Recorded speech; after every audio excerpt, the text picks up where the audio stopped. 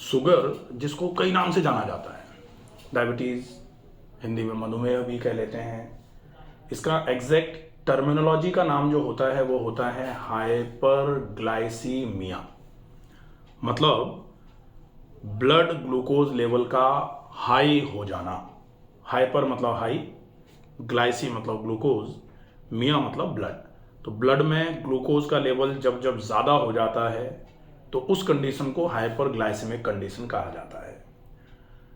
अब ये सामान्य तौर पर जब भी मीठा खाया जाता है, मीठा आमाशय में भरा जाए, आमाशय से आंत में जाए, खिंच करके ब्लड में आएगा तो ब्लड में ग्लूकोज का लेवल एकदम बढ़ता है। जैसे ही वो ग्लूकोज का लेवल ब्लड में बढ़ता है, ब्रेन पर सेंसेशन जाता है कि ब्लड ग्लूकोज लेवल बढ़ रहा है, तो ब्रेन तुरंत ही पैनक्रियाज को ऑर्डर दे देता है कि भाई ब्लड ग्लूकोज लेवल बढ़ा हुआ आ रहा है, इसको मैनेज करो।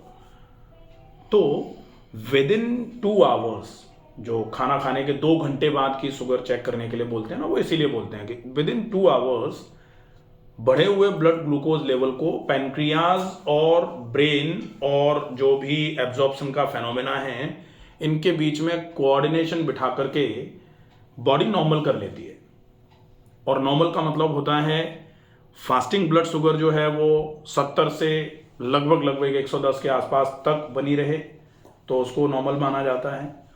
और रैंडम या फिर पीपी जिसको बोला जाता है, पोस्ट प्रेंडियल, मतलब खाना खाने के 2 घंटे बाद, इसमें 70 से 140 तक अगर रहे तो नॉर्मल माना जाता है।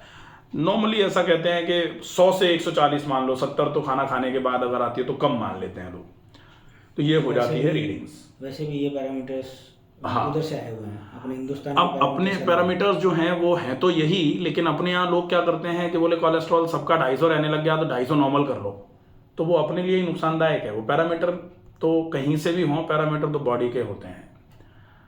अब अगर शुगर की वैल्यू 140 से ज़्यादा रहेगी तो डेफिनेटली वो ज़्यादा जो रहेगी वो नुकसान करेगी, क्योंकि जितनी वैल्यू ब्लड में रहनी चाहिए शुगर की, अगर उससे ज़्यादा रहेगी तो वो हर जगह सेल पर जाकर के डैमेज करेगी, और उसी डैमेज को डायबिटिक कॉम्प्लिकेशन बोला जाता है। डैमेज सबसे ज़्यादा शुगर करती है या तो किडनी में, जिसको डायबिटिक नेफ्रोपैथी बोलते हैं, आँख में, जिसको डायबिटिक रेटिनोपैथी बोलते हैं, और ब्रेन और नर्वस सिस्टम पर, जिसको डायबिटिक न्यूरोपैथी बोला जाता है। नर्व को डैमेज करती है तो इसलिए इसको डायबिटिक न्यूरोपैथी बोलते हैं। सामान्य तौर पर ये कॉम्प्लिकेशन शुगर तब देती है जब शुगर लंबे समय तक शरीर में अनमैनेज्ड बनी रहे। मैनेज्ड बनी रहेगी तो शुगर कभी कभी 30-30, 40-40 साल रहती है, लेकिन शरीर को ज़्यादा डैमेज नहीं कर पाती, क्योंकि शरीर में मैनेज करके रखी है हमने शुगर, कभी ज़्यादा रहने ही नहीं दी।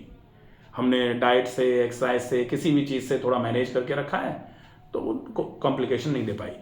अगर मैनेज नहीं करके रखी है, शुगर हमेशा बढ़ी हुई रहती है, तो डैमेज करने के चांसेस बहुत ज़्यादा रहते हैं।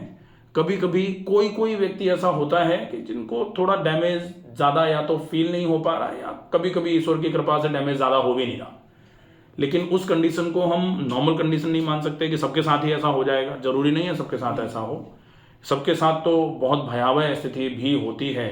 अगर हम उसको समझ लेंगे तो डर भी सकते हैं कि भाई शुगर इतनी नुकसान भी कर सकती है क्या। अब बात आती है शुगर को ठीक करने के लिए हम क्या करेंगे, क्या कर सकते हैं। तो शुगर को ठीक करने के लिए आज की स्थिति जो शुगर को ठीक करने की है, उस स्थिति में हमको इंसुलिन रेजिस्टेंस को ब्रेक करना है। शुगर के लिए जब भी पहले बात करी जाती थी, लोग कहते थे कि शुगर का मतलब चीनी ज़्यादा हो गई है तो कड़वाहट खून में ज़्यादा पहुंचा दो तो बैलेंस हो जाएगी। बोले करेला खा लो, नीम खा लो, मेथी खा लो, कड़वी चीज़ें जितनी भी हैं वो खा लो तो उससे शुगर बैलेंस हो जाती है। विगत कुछ समय के बाद पता लगा कि नहीं, शुगर ऐसे नहीं, शुगर तो सही होती है जब पैनक्रियाज को स्टिमुलेट करोगे तब। फिर चीज़ें ये हैं, नई नहीं हैं, लेकिन लोगों को थोड़ा थोड़ा बाद में चीज़ें क्लियर हो रही हैं या समझ में आ रही हैं तो लोग उस हिसाब से बता रहे हैं।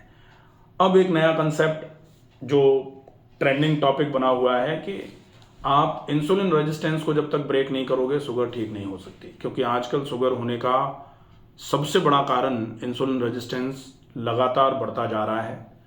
इंसुलिन रेजिस्टेंस का मतलब है इंसुलिन के अगेंस्ट बॉडी में रेजिस्टेंस आ जाता है, तो शरीर की कोशिकाएं इंसुलिन के काम को मानती ही नहीं हैं, अपोज कर देती हैं, स्ट्राइक कर देती हैं उसके अगेंस्ट, नहीं तुम्हारी बात नहीं माननी हमको। इंसुलिन क्या करवाना चाहता है? इंसुलिन का तो एक ही काम है कि जब भी ब्लड में ग्लूकोज लेवल बढ़ेगा तो वो वहाँ से ब्लड में से ग्लूकोज को उठा उठा के कोशिकाओं पे ज़्यादा फेंकना चालू कर देता है कि तुम यूज़ करो, तुम यूज़ करो। लेकिन कोशिकाएं आजकल ये कहना चालू कर गई हैं कि भैया तुम हम पे तो फेंक देते हो, लेकिन हम उपयोग में कैसे लें? ये तो पूरे दिन लेटे रहते हैं, इनको तो चलना ही नहीं है बिल्कुल भी। अब हम क्या करेंगे उस ग्लूकोज का? हम क्या करेंगे? हम अपने आप को खराब करवा लें क्या? तो फिर ऐसी स्थिति में सेल तो ग्लूकोज को ले नहीं रही है, ब्रेन को ये लग रहा है कि इंसुलिन काम नहीं कर पा रहा, तो ब्रेन पैनक्रियाज को लगातार टोके जा रहा है, यार तुम करवाओ, तुम्हारा काम है, तुम्हारा काम पेंडिंग में पड़ा हुआ है। पैनक्रियाज बेचारा ज़्यादा से ज़्यादा इंसुलिन बनाया जाता है, तो पहले तो लोड बढ़ जाता है उस पर।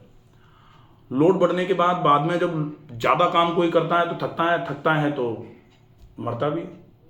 तो फिर पैनक्रियाज की सेल्स धीरे धीरे करके डैमेज होना चालू हो जाती हैं। उस कंडीशन में टाइप 2 डायबिटीज़ टाइप 1 में कन्वर्ट हो जाती है, जहाँ इंसुलिन डिपेंडेंसी आ जाती है बाहर से, तब वो टाइप 1 डायबिटीज़ हो जाती है। तो जब तक इंसुलिन डिपेंडेंसी नहीं आई है तब तक हमको इंसुलिन रेजिस्टेंस को ब्रेक करके शुगर को ठीक कर लेना है, और 100% पॉसिबल है ये बात। तो आपकी अभी इंसुलिन डिपेंडेंसी नहीं आई है, तो आपकी शुगर को 100% रिवर्स किया जा सकता है। लेकिन एक ऐसी चीज जिसको आप 3 दिन खा लो उससे आपकी शुगर जिंदगी भर के लिए खत्म हो जाएगी, वो सब फालतू के ड्रामे हैं, उनके चक्करों में नहीं पड़ना है। वो तो मैं समझता हूँ। हाँ, तो क्योंकि इन चक्करों में फंस के लोग अपने जीवन को बर्बाद कर रहे हैं। करना ही नहीं है तो इतना तो लाइफ का एक्सपीरियंस ही है। हाँ, तो अब तो अपने काम को कर रहे हैं तो एक दिन में मैं महीने भर का ना एक दिन में खा सकता हूँ और ना ही मैं निकाल सकता हूँ। तो अब अपने को इंसुलिन रेजिस्टेंस को ब्रेक करने का फेनोमेना समझना है, और इंसुलिन रेजिस्टेंस को ब्रेक करने का फेनोमेना मैंने अभी आपको बताया, उस बीच में ही इलाज भी आ गया कि कोशिकाएं ये कहती हैं हम तो ले लें, तुम दे रहे हो हमको शुगर, लेकिन ये हमको उपयोग में तो लेने ही नहीं देते हैं। ये हिलें डुलें चलें फिरें तो कोशिकाएं काम करें तो इंसुलिन, तो फिर ग्लूकोज की ज़रूरत पड़े, ज़रूरत ही नहीं है तो हम लेके भी क्या कर लें। तो फिर बेसिक इलाज शुगर का सिर्फ इतना सा है कि आप अपने शरीर में से कैलोरी को खर्च करवाना चालू करो, और उतनी खर्च करो, और थोड़ा बैलेंस डाइट का इसलिए रख लो कि हम यहाँ से खर्च कर रहे हैं लेकिन यहाँ से फिर भरे जा रहे हैं दुनिया भर का, तो वो दुनिया भर का भरना बंद कर दो, और जो ज़रूरी है उतना आपने खर्च करना चालू कर दिया, तो एक समय के बाद कोशिकाएं भूख के मारे तड़पने लगेंगी क्योंकि खर्च हो रहा है। तो जब कोशिकाओं को भूख लगेगी, कोशिकाओं जैसे इंसान को भूख लगती है वैसे ही इंसान को कब भूख लगती है? जब इंसान काम करता है। कोशिकाओं को कब भूख लगेगी? जब कोशिकाओं से काम लिया जाएगा। अब कोशिकाओं से काम मतलब जैसे मांसपेशियों में अच्छे तरीके से, क्योंकि मसल में ही बेसिकली ग्लूकोज का यूटिलाइजेशन होता है, तो मांसपेशियों का काम अच्छा हो जाए तो वो काम एक्सरसाइज से हो सकता है। अब वो exercises specific yoga for diabetes, specific आसन फॉर डायबिटीज़, या स्पेसिफिक मूवमेंट्स जो आपके पैनक्रियाटिक स्टिमुलेशन में हेल्प करते हैं, वो सब एक स्पेसिफिक कंडीशन है कि आप पैनक्रियाज को स्टिमुलेट कर रहे हो। बाकी जनरल आप पसीना निकालने की एक्सरसाइज कर लो जिससे आपकी BMR बढ़े, जिससे आपके शरीर में जो ऊर्जा है वो खर्च हो, और जैसे जैसे ऊर्जा खर्च होना चालू होगी तब फिर सेल पर ऊर्जा की आवश्यकता होगी, और जैसे ही सेल पर ऊर्जा की आवश्यकता को आप क्रिएट कर दोगे आपका इंसुलिन रेजिस्टेंस ब्रेक हो जाएगा, और इंसुलिन रेजिस्टेंस जैसे ही ब्रेक होगा आपका वही इंसुलिन जो अभी काम नहीं कर पा रहा था आपकी कोशिकाओं तक फिर से ग्लूकोज पहुंचाना चालू कर देगा, चीज़ें ठीक होना चालू हो जाएंगी। HbA1c ज़्यादा से ज़्यादा 6 महीने में आपका 7 के नीचे आ जाएगा। ठीक है, अभी 12.5 आ रहा था, थोड़ा आपने फॉलो किया, 12 आया है, 3 महीने में 12 से 9 के नीचे आ जाएगा। और मैं तो कहता हूँ अगर आपने सही तरीके से फॉलो कर लिया तो 3 महीने में ही अब नेक्स्ट जो फॉलोअप लोगे आप इंसुलिन ये HbA1c का, वो आपका 7 के आसपास आ जाएगा 3 महीने में ही। परमिसिबल लिमिट कितनी होती है वैसे तो परमिसिबल लिमिट जो है वो 5.5 होती है, लेकिन अपन ऐसा मान के चल लेते हैं कि 6 के आसपास, जस्ट फॉर माय नॉलेज। हाँ 6 के आसपास भी अगर अपन ने कर 6.5 के आसपास भी अपन रखेंगे ना तो दिक्कत नहीं है। वेरी फ्रेंक सर, मैं आपको मेरा बता देता हूँ, मेरे को जो मैं समझ रहा हूँ मेरे को क्यों हुआ है ये।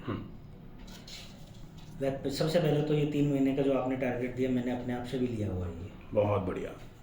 3 महीने में मेरे को रिवर्स एनी हाउ करना है, चाहे कुछ भी करना पड़े। बिल्कुल, एक चीज़ बहुत बढ़िया। मेरे को ये क्यों हुआ सर,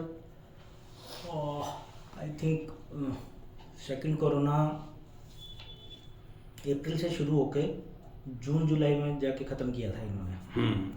उसके बाद में 3-4 महीने तक तो एवरीथिंग वाज गुड, मतलब मैं अच्छे से कर रहा था। मतलब मेरा बेसिकली रूटीन है ये कि मुझे सुबह उठ के घूमने जाना है, और घूमने जाने का मतलब सिर्फ ये नहीं कि सिर्फ एक चक्कर लगा के वापस आ जाना। मेरे पर्सनल मैंने अपने आप से डिसाइड किया हुआ है कि भी ये एक्सरसाइज करनी है, ये मूवमेंट करना है, ये हाथ को घुमाना है, ये कमर को करना है, लेग्स को करना है, घुटने को करना है। वो मैं मेरे अपने आप से करता हूँ थोड़ा सा, थोड़ा बहुत योगा भी करता हूँ। ठीक है। योगा भी उसके अंदर वो वाले भी आ जाते हैं जो स्पेसिफिक फॉर डायबिटीज़ हैं। करता था, उस वक्त तक कर रहा था, बट उसके बाद में क्या हुआ, कुछ बिजनेस के कुछ इस तरह से एंगेजमेंट्स आए, कुछ लाइफ में कुछ चेंजेज आए, कुछ फैमिली प्रॉब्लम्स की वजह से या जो भी, तो मैं लेथार्जिक हो गया। मतलब लेथार्जिक इन द सेंस मैंने सुबह वाला जाना बिल्कुल छोड़ दिया, बिल्कुल छूट गया कंप्लीटली, और खाना पीना वैसा का वैसा ही था। तो ये सबसे बड़ा कारण हो गया। उस वजह से मेरे को ऐसा लग रहा है कि भी ये मेरा लेवल बढ़ा। अदरवाइज मेरे बड़े भैया हैं वो डायबिटिक हैं, लेकिन जब भी वो करते थे तो वो मेरी चेक करते थे और खुद की चेक करते थे, तो मेरा कुछ ना लेते हुए भी उनसे अच्छा आता था। वो टैबलेट लेते थे फिर भी उनका थोड़ा सा जैसे थोड़ा बहुत ऊपर नीचे होता था। तो पहले कोई प्रॉब्लम नहीं थी। एक मेरे को लगता है कि जो प्रॉब्लम मेरे को हो सकता है ये आई होगी, एक तो लेथार्जिक होना तो था ही था। फर्स्ट कोरोना में आई थिंक फर्स्ट था या सेकंड था, मैं उससे पीड़ित हो गया और RUHS में 10 दिन रह के आया था। रेमडेसिविर 3 का डोज था या 4 का था, और मैंने उनसे कह के कहलवा के 6 लिए थे, क्योंकि मेरे को लास्ट तक ऐसा लग रहा था कि अभी थोड़ी ज़रूरत और है। तो माइट भी पॉसिबल, क्योंकि उसके बाद में बहुत से रिसर्चेज आई, सब कुछ आया, मैंने भी पढ़ा, फिर चाचा जी वगैरह डॉक्टर आप तो पहले वाले पॉइंट पे ही फिक्स हो जाओ, दूसरे तीसरे की जरूरत नहीं है। ठीक है। क्योंकि बाकी कारण तो क्या है कि अपन बना रहे हैं, पहला कारण है, असली कारण वही, उस कारण को अपन फिक्स करके चलेंगे। बात ट्रीटमेंट की आती है जब भी कि शुगर को ठीक करने के लिए करना क्या है। अभी तक तो हमने समझ लिया कि शुगर क्यों हो गई, कैसे ठीक होगी, मैनेज करने के लिए एम ऑफ ट्रीटमेंट क्या रखना है, इंसुलिन रेजिस्टेंस जो है उसको ब्रेक करना एम ऑफ ट्रीटमेंट है, कैसे करेंगे उसको, इसके लिए हम पूरा का पूरा प्लान एक बार अच्छे तरीके से समझ लेंगे। और आप 3 महीने तक आप जो भी आप कर रहे थे उसको थोड़े समय के लिए आप साइड कर देंगे। अब जो हम बताएंगे 3 महीने आप वैसे चल लेंगे, ठीक है। अब